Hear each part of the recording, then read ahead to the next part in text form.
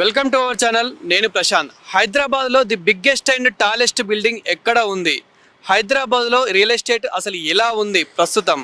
హైదరాబాద్లో ఇప్పుడు ఇన్వెస్ట్మెంట్ చేయొచ్చా చేయరాదా? ముఖ్యంగా కోకాపేట్లో ఏ విధంగా రేట్లు ఎలా ఉన్నాయి అండ్ అదేవిధంగా అసలు హైదరాబాద్ వల్ల ఇప్పుడు ఏ విధంగా ఉంది? Real estate పడిపోయిందా? ఏ విధంగా ఉంది? మరి ఇన్వెస్ట్మెంట్ ఇప్పుడు చేయొచ్చా చేయరాదా అనే విషయాలు అయితే తెలుసుకుందాం. అదేవిధంగా ముందుగా the biggest and tallest building దగ్గరికి అయితే వెళ్దాం.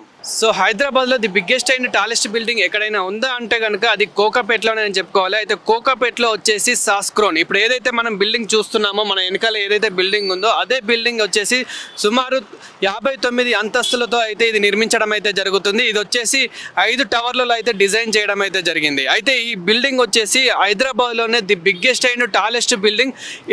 ఇంత పెద్ద బిల్డింగ్ ఇన్ని అంతస్తులతో అయితే హైదరాబాద్లో ఎక్కడ కూడా లేదు. ఇంత పెద్ద బిల్డింగ్ వచ్చేసి ముంబైలో అయితే ఉంది. ముంబైలో సుమారు 63-64 అంతస్తులతో అయితే ఉండడం అయితే జరిగింది. దాని తర్వాత సెకండ్ ప్లేస్లో వచ్చేసి హైదరాబాద్ కోకాపేటలోనే ఉంది. అయితే కోకాపేటలో ఇందులో వచ్చేసి అయితే 4 BHKతో నిర్మించడం అయితే జరుగుతుంది. అయితే ఒక్కొక్క ఫ్లాట్కి 4 BHKతో అయితే నిర్మించడం అయితే జరుగుతుంది. ఇది వచ్చేసి అయితే 5 టవర్లలో అయితే నిర్మించడం అయితే జరుగుతుంది. అయితే ఒక్కొక్క టవర్కి హెలిప్యాడ్లు కూడా ఇందులో అయితే అరేంజ్ చేయడం అయితే జరిగింది. అండ్ కింద వచ్చేసి మనకి అంటే ఈ బిల్డింగ్కి కింద వచ్చేసి కూడా ఫంక్షన్ హాల్స్ కానివ్వండి, చిన్న చిన్న స్కూల్స్ కానివ్వండి, అదేవిధంగా స్పా, జిమ్ అండ్ మనకి ఇందులో చాలా రకాలుగా అయితే ఇందులో నిర్మించడం అయితే జరిగింది. స్విమ్మింగ్ పూల్ కానివ్వండి, ఇలా ఎన్నో రకాలుగా అయితే నిర్మించడం అయితే జరిగింది. అదేవిధంగా చిన్న మీటింగ్లు పెట్టుకోవడానికి కానివ్వండి, అంటే అపార్ట్మెంట్స్లో ఉన్న వాళ్ళందరికీ మీటింగ్ పెట్టుకోవడానికి ప్రతి ఒక్కరికైతే ఇక్కడ చాలా బాగా అందుబాటులో ఉండడానికి అయితే నిర్మించడం జరిగింది. మరి ఇంత పెద్ద దాంట్లో తీసుకుంటే బాగుంటుందా అని చాలా మందికి అయితే డౌట్ రావచ్చు. అంటే భూకంపం లాంటివి కానివ్వండి, ఇంకేదైనా ఫైర్ యాక్సిడెంట్ ఇలాంటివి వచ్చినప్పుడు మరి ఎలా అని చెప్పేసి చాలా మందికి అయితే డౌట్ అయితే ఉంటుంది. సో మీరు కొనుక్కునే ముందు అయితే సో అసలు ఎవరు బిల్ చేశారు అండ్ ఇది ఏ రకంగా బిల్ చేశారు, అదేవిధంగా ఫైర్ ఇంజన్ రావడానికి స్పేస్ ఉందా, ఫైర్ ఇంజన్ రావడానికి అన్ని సౌకర్యాలు ఉన్నాయా, అండ్ వాటర్ ప్రాబ్లం ఏ విధంగా ఉంది, మళ్ళీ ఫైర్ యాక్సిడెంట్ అయినప్పుడు అన్ని వాటర్ ట్యాప్స్ అనేటివి ఓపెన్ అవుతాయా, ఆటోమేటిక్గా ఓపెన్ అవుతున్నాయా, ఇలాంటివన్నీ అయితే చూసుకోవాలి. సో ఇది వచ్చేసి అయితే మనకి కోకాపేటలోనే ఇంత పెద్ద బిల్డింగ్ అయితే ఉంది. అండ్ మనకు ఒకప్పుడు కోకాపేట చూసుకున్నట్లయితే కనుక, ఇప్పుడు చూసుకున్నట్లయితే కనుక దాదాపు కొన్ని కోట్ల డిఫరెన్స్ అయితే వస్తుంది. అంటే రేట్స్ పరంగానే మనం చూసుకున్నట్టయితే కనుక రేట్స్ పరంగా కొన్ని కోట్ల డిఫరెంట్ అయితే ఉంది. అంటే ఒకప్పుడు మనకి ఒక ఫ్లాట్ తీసుకుంటే, ఒక చిన్న అపార్ట్మెంట్ తీసుకున్నా కానివ్వండి, మనకి జస్ట్ కొన్ని ల్యాక్స్లలో అయితే వచ్చేది. కానీ ఇప్పుడు మినిమం 1 crore పెట్టాల్సి వస్తుంది. అదేవిధంగా సాస్క్రోన్ బిల్డింగ్లో కూడా మీరు ఏదైనా ఒక చిన్న ఫ్లాట్ తీసుకుందాం అనుకుంటే కనుక అందులో ఒక మనకి ప్రతి ఫ్లాట్కి అంటే ప్రతి ఫ్లోర్కి 4 BHK లాగా అయితే నిర్మించడం అయితే జరిగింది. ఒక్క 4 BHK వచ్చేసి అయితే ఏమాత్రం ల్యాక్స్లలో అయితే అస్సలు లేదు.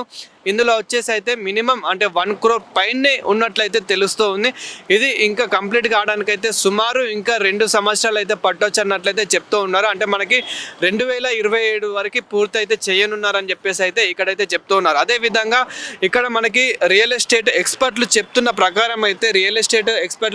ప్రకారం కోకాపేటలో అయితే ఇంకా చాలా రేట్లు అయితే పెరగనున్నాయి. అంటే మనకి దాదాపు 2 సంవత్సరాల నుంచి చూసుకున్నట్లయితే కనుక తెలంగాణ ప్రభుత్వంలో దాదాపు అంటే మనకి తగ్గకపోయినా కానీ డిమాండ్ మాత్రం అంటే అంతంత మాత్రమే ఉంది. అంటే మరీ హై అయితే పెరగలేదు రియల్ ఎస్టేట్ పరంగా.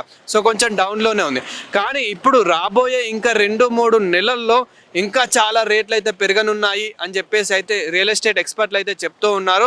సో ఏ విధంగా మరి పెరగనున్నాయి అండ్ ఇంకా ఏ విధంగా ఇన్వెస్ట్మెంట్ అంటే మరి ఏ విధంగా ఉండబోతుంది అనేది కూడా చూడాలి. సో చూసారు కదా the biggest and tallest building హైదరాబాద్లో ఎక్కడ ఉందో. అయితే దీని తర్వాత మళ్ళీ ట్రంప్ టవర్స్ అని చెప్పేసి దీనికన్నా అతిపెద్ద బిల్డింగ్ అంటే ఇంకా అంతస్తులతో అయితే రాబోతున్నట్లయితే తెలుస్తుంది. అయితే ఇది వచ్చేసి మనకి ఇప్పుడు సాస్క్రోన్ ఏదైతే ఉందో అది సుమారు 59 అంతస్తులతో అయితే ఉంది. కానీ ఇప్పుడు ట్రంప్ టవర్స్ నియర్లీ 64 అంతస్తులతో అయితే రాబోతున్నట్లయితే తెలుస్తుంది. అది కూడా వచ్చేసి నియోపోలిస్ ఈ ఏరియాలోనే రాబోతున్నట్లయితే నిర్మించినట్లయితే తెలుస్తుంది.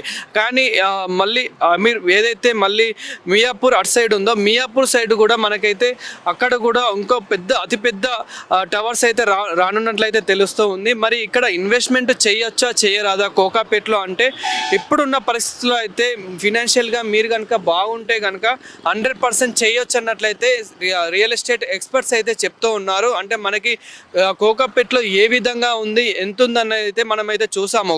సుమారు 100 కోట్లకు ఎకరం అయితే అమ్ముడుపోయినట్లయితే మనమైతే చూసాము. అది కూడా సంవత్సరం కిందటే, అంటే మనం ఏడాది కిందటే ఒక్క ఎకరం వచ్చేసి 100 కోట్లకు పైగా అయితే పలికినట్లయితే మనం చూసాము. అదేవిధంగా ఒక్కొక్క ఎకరము 75 కోట్లు, 80 కోట్లు, 90 కోట్లు ఇలా మనం చూసాము. సో ఇలా 100 కోట్లున్న సమయంలో మరి ఇప్పుడు కోకాపేట్లో తీసుకోవచ్చా అంటే కనుక కోకాపేట్ కాకుండా ఇంకా మనకి ఇది ఓఆర్ఆర్ దగ్గరలో ఉంది కాబట్టి ఇంకా ఇక్కడ నుంచి 20 కిలోమీటర్ల లోపు, అంటే 20 కిలోమీటర్ల అవతల అక్కడ కూడా తీసుకున్నా కానీ గ్రోత్ మాత్రం చాలా బాగున్నట్లయితే చెప్తూ ఉన్నారు రియల్ ఎస్టేట్ ఎక్స్పర్ట్స్. ఎందుకు అంటే కనుక ఇక్కడ మనకి ఐటీ హబ్స్ కానివ్వండి, అంటే మనకి సాఫ్ట్వేర్ కంపెనీస్ కానివ్వండి, ఇన్స్టిట్యూట్స్ కానివ్వండి, యూనివర్సిటీస్ కానివ్వండి, ఇంకా మనకి బీటెక్ కాలేజెస్ కానివ్వండి, ఇలా చాలా రకాలుగా అన్ని అవుట్స్కట్స్లోనే రాబోతున్నట్లయితే తెలుస్తుంది. పెద్ద పెద్ద హోటల్స్ కానివ్వండి, మనకి ఎయిర్పోర్ట్ కూడా ఓఆర్ నుంచి దగ్గరలోనే ఉంటుంది. సో ఇవన్నిటిని బేస్ చేసుకొని అయితే సిటీ ఇంకా గ్రోత్ కాబోతుంది. ఆల్రెడీ మనకి సిటీలో గ్రోత్ అయింది కాబట్టి ఇంకా గ్రోత్ కావాల్సిన ప్లేస్ ఏదైనా ఉంది అంటే కనుక అది మనకి కోకాపేట్ నియోపోలిస్లోనే అని మనకైతే తెలుస్తూ ఉంది. అండ్ ఇంకా ఇక్కడ కాకుండా ఇన్వెస్ట్మెంట్ అందుబాటులోనే మాకు ఒక 2 BHK 1 BHK లేదా ఒక చిన్న ప్లాట్ తీసుకుందాం అనుకుంటే కనుక ఇక్కడ మనకి కోకాపేట్ చుట్టూ కాకుండా ఇంకా చాలా రకాలుగా, అంటే మనకి ఇటు మనకి ఘటకేసర్ సైడ్ చూసుకుంటే కనుక ఘటకేసర్ సైడ్ ఏదైతే యాదగిరిగుట్ట అటు సైడ్ ఉంటుందో సో అటు సైడ్ కూడా సిటీ అనేది గ్రోత్ అయితే అవుతుంది, కానీ దానికి సమయం అనేది పడుతుంది. కానీ ఇక్కడ మనకి ఇక్కడ కోకాపేట్లో చూసుకుంటే కనుక ఆల్రెడీ గ్రోత్ అండ్ ఇంకా డెవలప్ కాబోతుంది, చాలా డెవలప్ అయితే అవుతుంది. మరి ఇక్కడ ల్యాండ్స్ ఏ విధంగా ఉన్నాయి అండ్ హైడ్రా రాబోతుంది కాబట్టి ఇంకా మరి ఏ విధంగా ఉండబోతుంది అనేది కూడా తెలుసుకుందాం. ఇంకా చాలా మందికి అయితే మరి రియల్ ఎస్టేట్లో ఇప్పుడు తెలంగాణలో ఇన్వెస్ట్మెంట్ చేయొచ్చా చేయరాదా, అసలు ఎలా ఉంటుంది అని చెప్పేసి అయితే చాలా మందికి అయితే డౌట్ ఉంది. అయితే రియల్ ఎస్టేట్ ఎక్స్పర్ట్స్ ఏమని చెప్తున్నారు అంటే ఎవరైతే రియల్ ఎస్టేట్లో ఇన్వెస్ట్మెంట్ చేద్దాం అనుకుంటున్నారో ఇప్పుడే మంచి ఛాన్స్ అని అయితే చెప్తూ ఉన్నారు. ఎందుకు అంటే కనుక ఏదైతే మనకి 2 years నుంచి కొంచెం డౌన్లో ఉందో ఇప్పుడు కాస్త ఇంకో 3-4 monthsలో అయితే రియల్ ఎస్టేట్ అనేది చాలా బీభత్సంగా అయితే పెరగబోతున్నట్లయితే తెలుస్తూ ఉంది. అయితే చాలామంది గోల్డ్తో ముడిపెడుతున్నారు, అంటే గోల్డ్ వచ్చే కొన్ని రోజుల్లో, అంటే కొన్ని సంవత్సరాల్లో మళ్ళీ గోల్డ్ రేట్ అయితే తగ్గబోతుంది, అలానే రియల్ ఎస్టేట్ మళ్ళీ పడబోతుందా, మరి అప్పుడు ఇన్వెస్ట్మెంట్ చేద్దామా అని చెప్పేసి కొందరు ఆగుతూ ఉన్నారు. దానికి దీనికి అస్సలు సంబంధం ఉండదన్నట్లయితే తెలుస్తూ ఉంది. అయితే మరి రియల్ ఎస్టేట్ ఇంకా కొన్ని మంత్స్లో అయితే చాలా అయితే పెరగబోతున్నట్లయితే తెలుస్తూ ఉంది. కానీ రియల్ ఎస్టేట్లో ఇన్వెస్ట్మెంట్ చేసే ముందు, అంటే మీరు ఏదైనా 2 BHK కొనుక్కుందాం అనుకున్నా కానివ్వండి, లేదంటే ఒక ల్యాండ్ తీసుకుందాం అనుకున్నా కానీ అక్కడ గజం ఎంత ఉంది అవన్నీ కాకుండా ఇంకా అసలు ఎవరి పేరు మీద ఉంది, ఎలా ఉంది, అంటే ముందు దీనికి అసలు ఓనర్ ఎవరు అనేది అయితే కొన్ని యాప్స్ అనేది మనకి అవైలబుల్ అయితే ఉన్నాయి. సో అందులో అయితే మీరు చూసుకోవచ్చు అసలు ల్యాండ్ ఎక్కడి వరకు ఉంటుంది మనది, and government land and FTL buffer జోన్లో ఉందా, ఇది ఎలా ఉంది అంటే ఎందుకంటే మనకి ఇప్పుడు ఎక్కడ చూసినా కానీ హైడ్రా ఇది కాస్త, అంటే మనకి ఇప్పుడు కేవలం హైదరాబాద్లోనే ఉంది, కానీ ఓవరాల్ తెలంగాణలో హైడ్రా సిస్టమ్ అయితే రాబోతున్నట్లయితే తెలుస్తుంది. అయితే ఇప్పుడు మళ్ళీ ఈ హైడ్రా మనం ఫేస్ చేయొద్దు అంటే కనుక ఇది అసలు ఎక్కడ ఉంది, ఎలా ఉంది, మనకి అంటే ఎవరి పేరు మీద ఉంది, నిజంగానే చాలామంది బిల్డర్స్ కూడా మోసం చేస్తూ ఉన్నారు. కాబట్టి సో మీరు ఏదైనా కొనుక్కునే ముందే లీగల్ అడ్వైస్ అయితే తీసుకోవాలి. అదేవిధంగా మీరు అంటే చిన్న ఒక లాయర్ నుంచి అయితే లీగల్ అడ్వైస్ తీసుకోవాలి. అదేవిధంగా రియల్ ఎస్టేట్ ఎక్స్పర్ట్ ఎవరైతే ఉన్నారో సో వాళ్ళకైతే ఇవన్నీ చూపించాలి, అంటే ఇది ఎవరి పేరు మీద ఉంది, ఎక్కడి వరకు ఉంటుంది, ఎలా ఉంటుందని అయితే. సో ప్రస్తుతం అయితే మనం కోకాపేట్లో ఉన్న ఒక ల్యాండ్ దగ్గర అయితే ఉన్నాం. ఇది కూడా సుమారు మనకి ఎక్కర్ వచ్చేసి 100 కోట్లకు పైగానే ఉన్నట్లయితే ఇక్కడ ఉన్నవారు అయితే చెప్తూ ఉన్నారు. ఇది కూడా దాదాపు అంటే 100 కోట్లు కాకుండా ఇంకా 120 కోట్లు మనకి 120 కోట్ల వరకు అయితే ఉన్నట్లయితే తెలుస్తుంది. మనకి 1 year బ్యాకే 100 కోట్లు అయితే ఉంది, అంటే ఇక్కడ గజంకి దాదాపు కొన్ని లక్షల్లోనే పలుకుతూ ఉంది. సో ఇక్కడ ఇన్వెస్ట్మెంట్ చాలామంది చేయడానికి భయపడ్డా కానీ ఇక్కడనే కాదు మనకి గ్రోతింగ్ ప్లేస్ మాత్రం నియర్లీ, అంటే మనకి కోకాపేట్ నుంచి ఇంకా 20 కిలోమీటర్ల లోపు, అంటే బయటకు మనకి సిటీ అవుట్స్కట్స్లో ఇంక 20 కిలోమీటర్ల వరకు కూడా, ఇంకా 30 కిలోమీటర్ల వరకు కూడా గ్రోత్ అనేది అయితే చాలా బాగా కనిపిస్తుంది, చాలా బాగా ఉండబోతుంది అన్నట్లయితే ఇక్కడ ఎక్స్పర్ట్స్, బిల్డర్స్, ఇక్కడ ఇంజనీర్స్ అయితే చాలా చెప్తూ ఉన్నారు. సో ఒకవేళ మీరు కనుక ఇన్వెస్ట్మెంట్ చేద్దాం అనుకునే వాళ్ళైతే ఈజీగా చేయొచ్చు. అండ్ ఎవరైతే సేల్ చేద్దాం అనుకుంటున్నారో, మీకు ఒకవేళ ఫినాన్షియల్గా ప్రాబ్లం ఉంటే కనుక, అంటే ఒకవేళ ఇంట్లో ప్రాబ్లం ఉంటే తొందరగా సేల్ చేయాలి అని అనుకుంటే కనుక సో చేయొచ్చు. ఇప్పుడే లేదు, ఇంకా నాకు ఇప్పుడే ఏం ప్రాబ్లం లేదు, తర్వాత సేల్ చేస్తాం అనుకునే వాళ్ళు మాత్రం ఆగితేనే బెటర్ అని చెప్పేసి అయితే చెప్తూ ఉన్నారు. ఎందుకంటే కనుక ఇంకా 4-5 మంత్స్లో అయితే కొంచెం రియల్ ఎస్టేట్ అనేది అయితే ఇంకా ఇంక్రీజ్ కాబోతుంది, ఇంకా పెరగబోతుంది అన్నట్లయితే తెలుస్తుంది. కానీ ఇప్పుడు చాలా మందిని హైడ్రా అనేది అయితే భయపడుతుంది. సో హైడ్రా వల్ల చాలా మందికి ఉపయోగాలే ఉన్నాయి. ఎందుకంటే దానివల్ల కూడా చాలా మళ్ళీ మన ఏవైతే చెరువులు ఉన్నాయో అవన్నీ చెరువులు ఏవైతే కబ్జాలు చేసుకున్నారో, అక్రమంగా అన్యాయంగా కట్టడాలు ఏవైతే ఉన్నాయో అవన్నిటిని అయితే తొలగించి మళ్ళీ మన చెరువులు మనకైతే రాబోతూ ఉన్నాయి.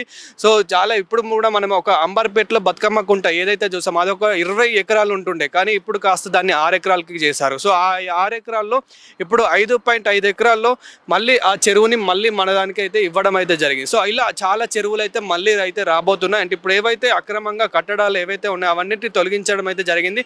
అక్కడ మళ్ళీ చెరువులు అయితే రాబోతున్నట్లయితే తెలుస్తుంది. సీఎం రేవంత్ రెడ్డి గారు కూడా అదే చెప్పారు, మళ్ళీ మన భూగర్భ జలాలు మనకు రావాలి, మళ్ళీ వాటర్ ఫ్లో అనేది బాగుండాలి, ఎక్కడ కూడా వాటర్ ఫ్లో అనేది ఉండకూడదు. అంటే ఇప్పుడు మనకు వర్షాలు పడితే చాలు ఏ విధంగా వాటర్ ఫ్లో అవుతుందో మనం అయితే చూసాం.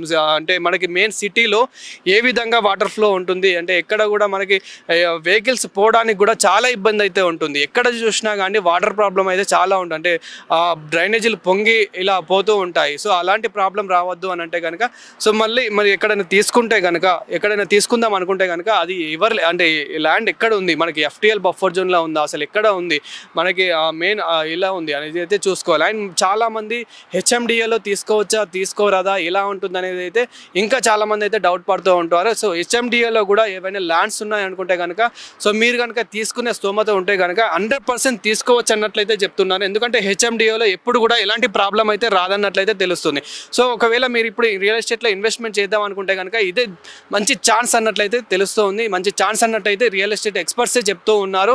అండ్ మనకి మరి ఎక్కడ మెయిన్ ఇన్వెస్ట్మెంట్ చేయొచ్చు అంటే కనుక సిటీ అవుట్స్కర్ట్స్లో ఎక్కడైతే మీకు గ్రోత్ ఉంటుందో ఈజీగా చేయొచ్చు అన్నట్లయితే తెలుస్తుంది.